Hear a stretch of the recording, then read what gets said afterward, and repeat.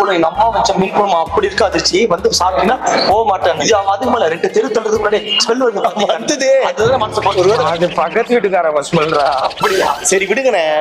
ஒருத்தர் தலையில என்ன எழுதியிருக்கோ அதான் நடக்கும். நம்ம தலையில இன்னைக்கு இங்கதான் வாழை இலை வலிக்கிட்டு போகணும்னு சொல்லியிருக்கோம்.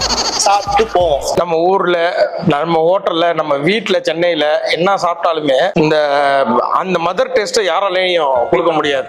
பொண்டாட்டி நல்லா தான் சமைப்பாங்க, மீன் குழம்பு மஜாவா தான் இருக்கும், கறி குழம்பு டேஸ்டா தான் இருக்கும், பிரியாணி சார்மாரா இருக்கும். ஆனா எவ்வளவு கடைகள்ல போய் சாப்பிட்டாலும், எத்தனை பேர் கையால சாப்பிட்டாலும் அம்மா சாப்பிடுற சாப்பாடு வேற எங்கேயுமே கிடைக்காது. என்ன அது? போங்கண்ணே, அம்மா மாதிரி வருமா? வேணாண்ணே. எங்க அம்மா செஞ்சதுதான். ஆனா என்னதான் இருந்தாலும் நீங்க சர்ப்ரைஸ் சொல்லிட்டு வந்திருக்கலாம். அதுதான் அம்மாவுக்கு ஒரே வருத்தம்.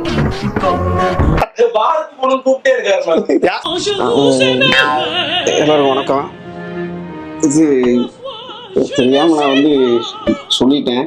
அது ரொம்ப தூரத்தில் ட்ராவல் பண்ணி வந்தாங்களா, அதனால வந்து டயர்டாகுன்னு சொல்லி அடிக்கணும்னு ஆசைப்பட்டேன்.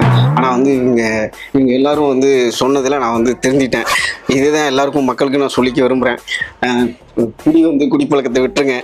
உங்கள் ஃபேமிலி, உங்கள் ஹெல்த்து, இதுக்காக குடிப்பழக்கத்தை விட்டுருங்க. இல்லைன்னா இந்த மாதிரி உங்களுக்கு அடிக்கிறதுக்கு ஆளு இருந்தானே நீங்கள் தெரிஞ்சுவீங்க. நான் தெரிஞ்சுக்கிட்டேன். மிரட்டெல்லாம் இல்லை, அடிக்கவே கிடையாது. அதனால நான் வந்து திருந்திட்டேன். குடிப்பழக்கத்தை இனிமேல் நான் வந்து விட்டுறேங்க. இவங்க சொல்றது எனக்கு வந்து அறிவுக்கு எட்டிருச்சு. எனக்காகவும் என் குடும்பத்துக்காகவும் இனிமேல் வந்து நான் குடிப்பழக்கத்தை விட்டுறேன். மக்களாகி நீங்களும் வந்து அதை தயவு செய்து கடைபிடிங்க, குடிப்பழக்கத்தை விட்டுருங்க. வணக்கம். ஆனா ஒருத்தர் திருந்திட்டானா அவனுக்கு நம்ம சப்போர்ட் பண்ணலாம். அதான் பவுடர் அடிக்கிற பஞ்சு, ட்ரெஸ், இந்த மேட்டரும் அதுல இருக்குண்ணா. அது பேர் என்னன்னு கேட்கணும். Baby kit. Baby kit. இது என்ன?